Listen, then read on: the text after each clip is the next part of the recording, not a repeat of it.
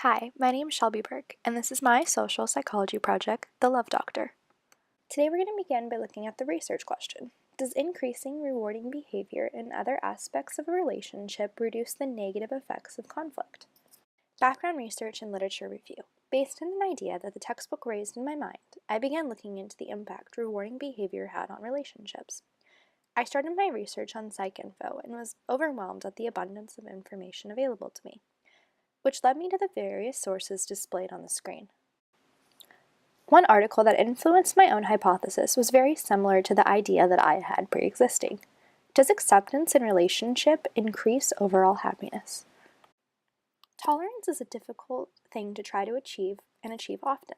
However, if Lauren Arkowitz was right, this could lessen the severity of a relationship quarrel.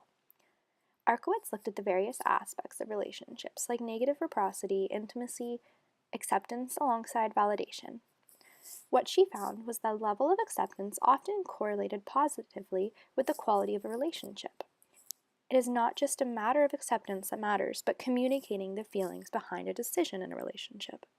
Coming to a better understanding of something that you may not agree with allows anyone for more acceptance and overall a stronger relationship instead of secretly harboring resentment.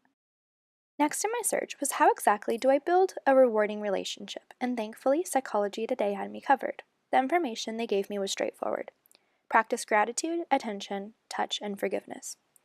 Although a relationship is not like a child exactly in my mind, the concepts were similar enough, and the information had a possibility of transferring. All results pointed to positive reinforcement being a better influence than negative feedback. However, like most things in psychology, each person can respond differently. Finally, I read an interesting story on trust and how important it is to the upkeep of a relationship.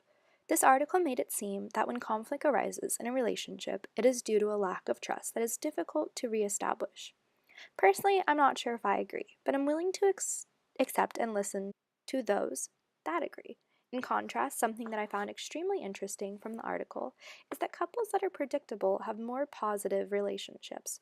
Apparently, predictable relationships tend to be on the stronger side. Now for my own experiment. I started with a hypothesis. If rewarding behavior is increased, then the negative effects of conflict will decrease.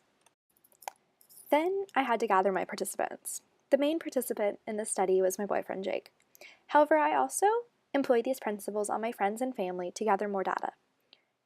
Included are my best friends Ray and Derek, along with my aunt, grandma, mom, and grandpa. These participants ranged in age from 18 to 63. This was a relatively diverse sample in gender, age, and education. However, it was not diverse as it could have been in terms of ethnicity. The only materials that were implemented in this experiment was the physical expression of more love, through positive reinforcement, tolerance, gratitude, attention, trust, and forgiveness, as mentioned in the previous article. Next, I had to establish my procedure. At the start of the experiment, I went 2 weeks with normal relationships, not changing anything based on the research I conducted. When arguments arose, I played it off as normal and just asked on a scale of 1 to 10 how the person felt after the argument and recorded it. Next, I employed positive reinforcement, tolerance, gratitude, attention, trust, and forgiveness in my relationship for a 2-week period.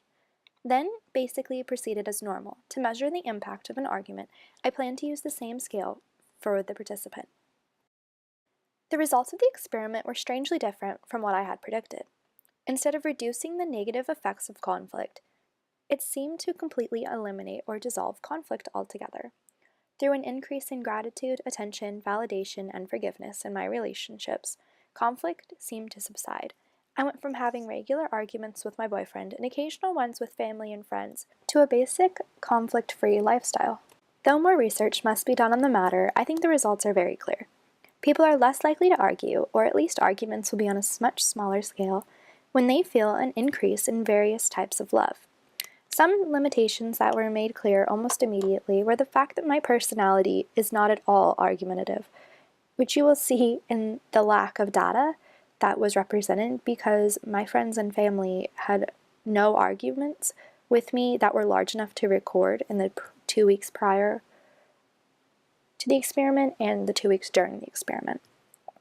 Therefore, the only person that I occasionally argue with is my boyfriend. This experiment was not only incredibly limited in size, but also limited in time frame. Also, my own involvement in the study could have played a big role in how I was seeing the arguments. One implication on the study is an improvement in individual relationships. When an individual is satisfied with their own relationships, their overall quality of life improves. This is very much like the saying that a happy wife is a happy life. Thank you so much for listening, and if you have any questions, please let me know.